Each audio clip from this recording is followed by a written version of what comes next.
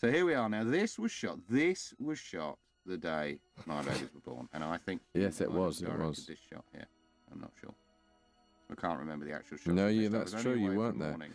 Only away from for film nerds watching this, there's a scene in Dirty Harry where Don Siegel was not. Who was the director? He had a day off, and Clint Eastwood actually directed the suicide jumper scene. And this was my equivalent of trying to be as good as this that you did. No, it wasn't actually. It was a bit. I'm not sure if it was these actual shots, but it was in the park. She shouldn't have done that. Sam. Anyway, It's really early days. the dog has been sedated, obviously cruelly sedated, in great pain. Yeah, how do they do that? Yes, we've got a little sign at the end of the show that says animals were subjected to cruelty during the filming of this. Probably going to get a lot of letters saying that's just not funny, actually. Yeah. Except nobody will have listened to it, so I think I'm pretty safe. No, the dogs were more pampered than the actors, of course. I've got a DVD player. Have you? It's the way forward. Well, I'll probably get one in the end. Of course, I'm happy if I'm pregnant, but I didn't want it to be like this. What a lot of people are doing now is getting the PlayStation 2 game because you get the PlayStation 2 and it acts as a DVD player for about the same money. Yeah, they don't really cost anything now. I mean, they're not far off, just sort of giving them away. I'm talking rubbish. If anyone hearing this has already got a DVD player, they don't want to know that. They don't want to know you get a free one. No. Terribly difficult days, this park. I keep the bloody aeroplanes.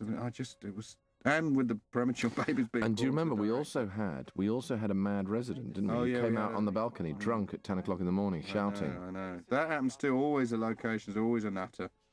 Always somebody turns up. And we didn't get this problem, but what often happens on location is you get people basically turning up wanting effectively protection money. They want to be paid to go away. And not shout out. They want to be paid not to shout. Don't go putting ideas in people's heads there.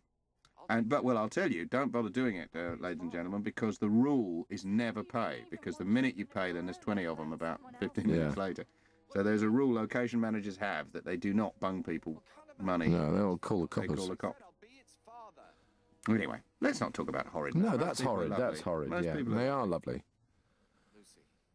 It's just those few rotten apples, isn't it? Exactly, that spoil the otherwise lovely human race. Is that a line from your new script? No. Well, yes, actually it is. I can't deny it. I love all that. Directing a movie was without doubt the best job I ever had, and I love it. I love every shot. Years of work, but God, what a rewarding thing to have been able to do. And it's not over, Huz, because here we are. I don't know whether people want to know, but it's November 2000. The film's released in America and the US in March 2001. So hopefully we'll be watching it there and hearing people laugh. 2001. 2001. Technically speaking, although I'm sure your meaning was clear and I didn't need to add that. This is a real shot, but it looks like a set, but it's actually a real shot. You wouldn't believe it, would you? But look, you went in there, he took the full beard off. Beard off, yeah. We had to. Well, actually, you weren't wearing the beard. You only had the wig on. If you read. Yes, quite right. We didn't want to.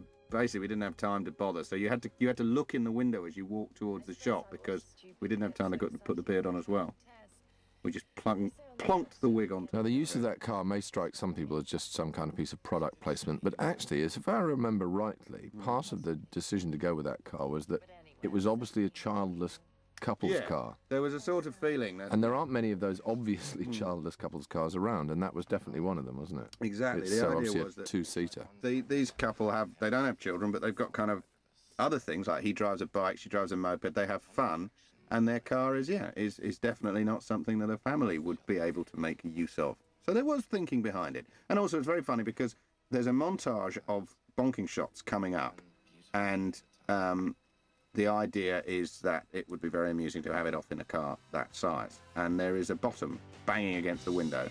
And it's not yours, Hugh, you'll be pleased to know. It's a stunt bottom. God for that. That's Hugh driving. But... oh, amusing stuff. All these shots were supposed to go at the beginning, or most of them. The idea was that this was all the bonking they were trying to do before they had fertility treatment. But I decided to use them at the end.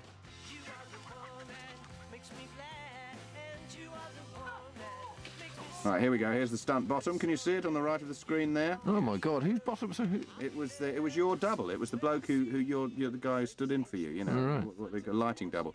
Now, the giant's knob is computer generated because the National Trust didn't want us to film on the real thing because they didn't want people doing what we're doing here because apparently they do it. So that's all computer generated, that giant's knob. Do they really do that? But where's the harm in that? Well, they just didn't want us to. But so just to say, as the credits begin to roll, that was a helicopter shot, and the original idea was we would start close up on Hugh and Jolie and pull away to reveal the giant's knob. But it took so long that the reveal kind of, you know, was a bit boring, so we decided to reverse the shot. And so we zoom in on you.